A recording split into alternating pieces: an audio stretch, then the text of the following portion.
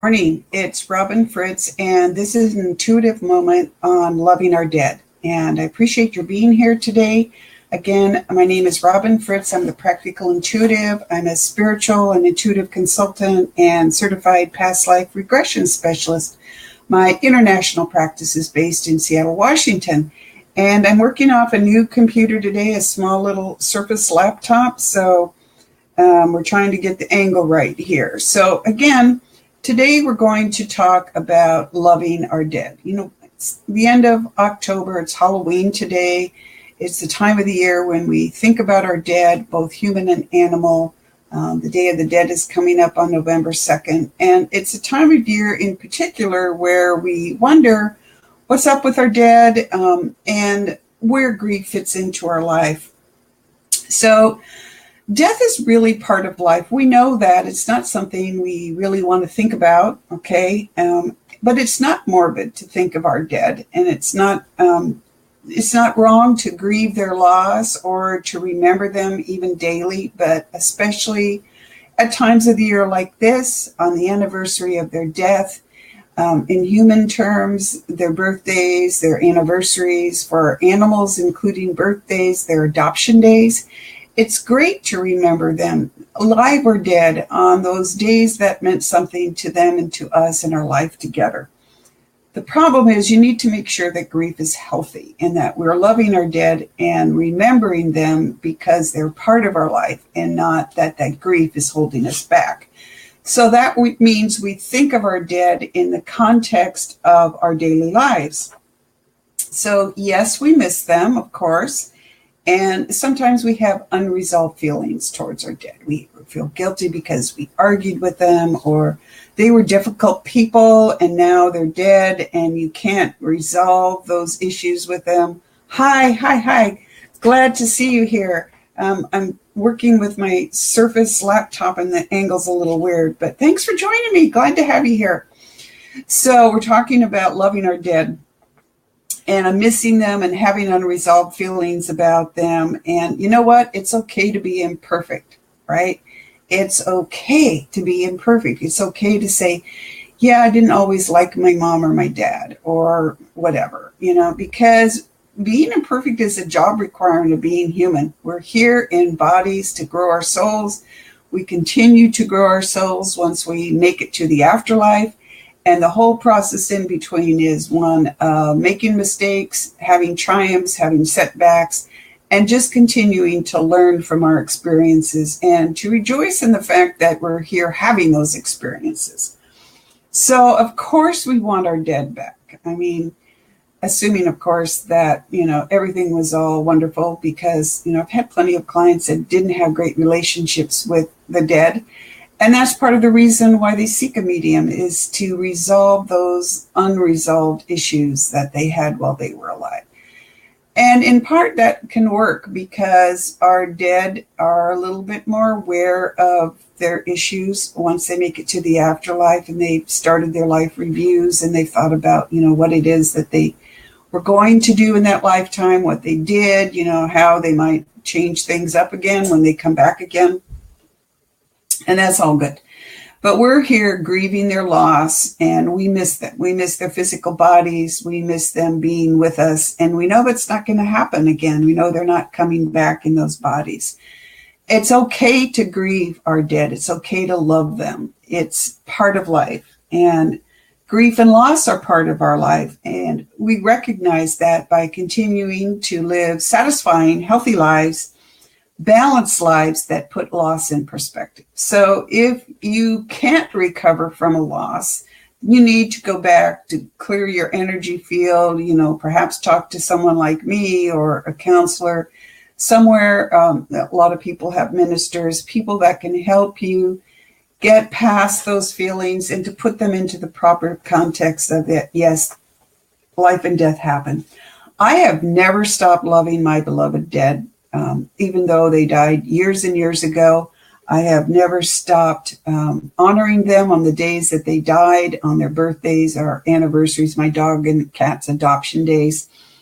They're part of our lives, and it's very fulfilling to have that context of loss as part of our lives. They can't be here in their bodies, but they can still be part of our lives. And expanding our experience and our knowledge of souls and soul progress into the afterlife is really very satisfying, and it helps us understand that the bond continues even though the physical bodies are not here with us. So here's one thing that you can do for your loved dead ones, and I urge everyone to do this. And it doesn't matter if they died today, if you just heard about it, or if they died years ago. Just call them by name, whatever their name is, and say, hey, you've died. You died on such and such a date, and this is the date right now. And I miss you, and I love you. And yes, we didn't always get along, and yes, we had our differences, and yes, we may have yelled at each other a little bit, but we also loved each other, and I miss you. And I know you miss me. And that's the way it is. We're in different realms right now, but I will always love you, and then forgive them if they did something that hurt you. You're continuing to carry that hurt because it's clouding up your life, and it's hurting them too, because they, a lot of times their dead come back and just simply want to say, hey, I'm sorry because I kind of messed you up a little bit. That's part of, again, our soul growth. So urge them to move on to the afterlife. Urge them not to hang back. A lot of times our dead wake up in the place I call the gray zone. In fact, everybody wakes up dead in the gray zone. And they think, wow, that's not the afterlife. That's not the life I was told was going to happen. That's not what it was supposed to look like. Well, tell them, yeah, it is. It's the afterlife. Now, you see a colored doorway, whatever color it is that appeals to you, go through that doorway. Slough off those denser energies connected to your body and go to the afterlife. Because here's the thing.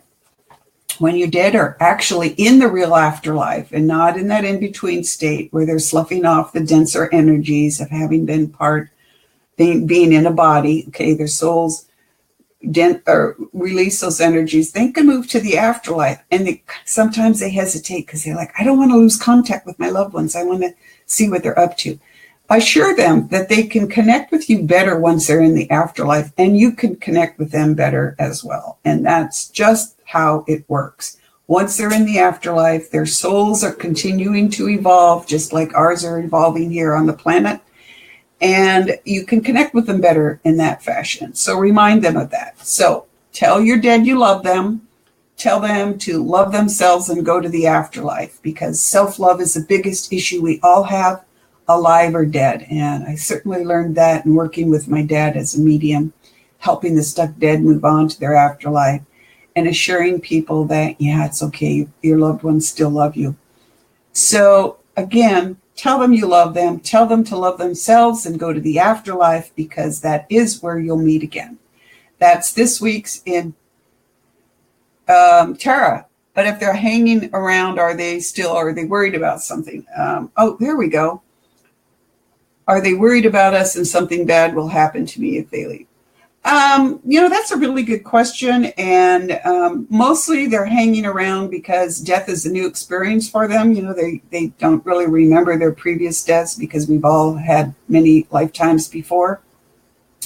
A lot of times they're hanging around because the afterlife does not look like what our religion and culture says it does. And that's why I'm writing my book about what it really is like. So tell them, yeah, they can still connect with you, and it's easier once they move to the afterlife. And nothing bad will happen to you if they leave. Nothing bad at all. It's because they're not gone. They're simply in the afterlife, and they can continue to check on you there, but they continue to grow their souls and have all kinds of amazing adventures. I mean, I've seen the dead walking around on alien planets and snow-capped mountains. I've seen them hanging out in Hawaii, drinking Mai Tais. I mean, my gosh, the things that they can do in the afterlife are just incredible. So tell them to go. Tell them not to worry about you, that you're going to be okay and they're going to be okay, and you can have a better connection once they're in the afterlife. So I hope that answers your question. Interesting that I can see some of these questions better here than I have earlier on another platform. So thank you for joining me today. It's Robin Fritz, and I'm an intuitive and spiritual consultant and certified past life regression specialist. I have an international practice based in Seattle, Washington. So I do personal and business intuition, animal communication, mediumship, of course, space clearing, past life and between life regression, where you can resolve soul blocks, fears and phobias, but also tap talents from previous lifetimes, find out what it is you came here to do. Really just amazing growth potential happens really quickly in these past life between life sessions. A process I called soul progression clearing, which is shorter and helps clear out blockages and fill you up with healthy energy, and of course, energy healing. So I'm here to help you. We all are intuitives and healers. We all need to learn how to tap those skills. So you can find out what I'm up to here on my page at Om Times page. Your head would explode. Now your head wouldn't explode. But that's funny. I appreciate that. So, and you can tune into my radio show every Monday at 2 Pacific time at omtimes.com. Radio, it's the practical, intuitive mind, body, spirit for the real world. Please send questions and comments to my email at robin@robinfritz.com, or call into the show. Tara, your dad is still here on your trailer. Okay. And he tells other he's worried about me because he thinks, okay. Tara,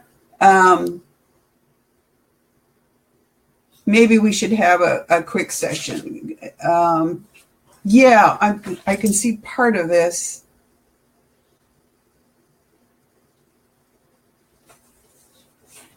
I don't know why you would take your life, and I hope you don't. I know it's hard to be separated from our loved ones, particularly our parents. My dad was my best friend in the world, and he's been gone since June 30th, 1994. And I'm fortunate that I can continue to work with him in the afterlife. It's not what I was expecting. You know, he showed up a lot before he finally said, hey, I need you to be a medium and work with me.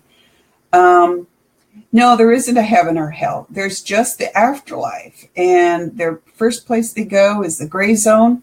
And that's where they slough off these denser energies. Yes, you can feel his presence there in the trailer, but you can also feel his presence even better if he moves on to the afterlife. So I would have,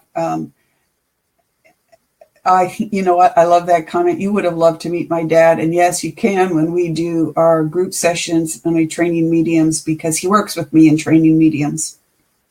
But Tara, I'm sorry, I don't know how to pronounce your name. Contact me for a session if you'd like. And we can talk about this, and we can talk with your dad directly. Hang in there. I know grief is hard. Try to clear the space of the trailer that you're in. It will help the energies move more freely. It'll help both you and your dad get resolve your feelings about his death. So thank you for contacting me. Send me a note here at the Practical Intuitive. But we could do a half an hour session just privately, and I'm sure that would help you a lot. I hope it would. But I thank everyone for joining me today. Take care, and we will talk again next week at noon Pacific time, Tuesday at noon. Thank you for joining me, and take care.